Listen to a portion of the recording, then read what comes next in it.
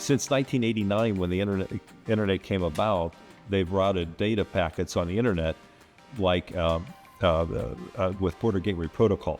And the reason they do that is Border Gateway Protocol says that routers cause congestion, ergo you should send each stream over the internet over that route which has the fewest number of routers.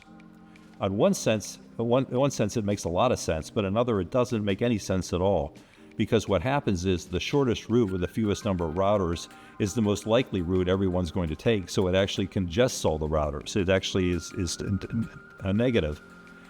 People have written articles for 30, 40 years saying Border Gateway Protocol doesn't work, but we have an incremental improvement to that process.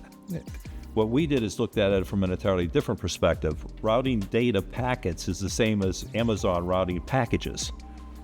They don't, Amazon doesn't tell their drivers, just go out and drive around for a while and see what happens, or go the shortest route, even though it may be congested on the highway. They actually use transportation optimization to determine the appropriate route for that driver, over which that driver should drive. We applied the same thing, same technology to routing data packets. So we actually understand the best route for that data packet to go. That was considered a mathematically unsolvable problem, because you can imagine the router, if you have a picture of the internet, it looks like the solar system. It looks like the Milky Way. I mean, it's just an incredible number of routers. On top of that, the complexity is you have links between all those, potentially most of the routers. So the number of potential permutations is not infinite, but it's really, really large.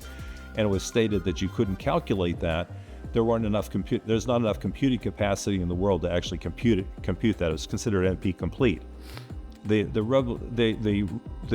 insight that came about was 99% of that data is all corrupted.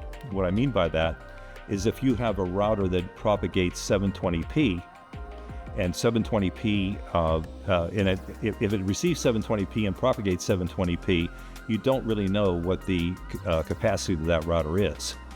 If it receives 720p and propagates 540, you know that its capacity is 540. So what you do is we measure and eliminate all of those routers where we don't know exactly what the capacity is. We ultimately know what it is through, over time you get to see when it tops out. By eliminating all that data, you basically make it a very calculable solution with regard to that. So eliminating all that data enables us to do transportation optimization, and actually enables us to basically solve the problem of internet congestion.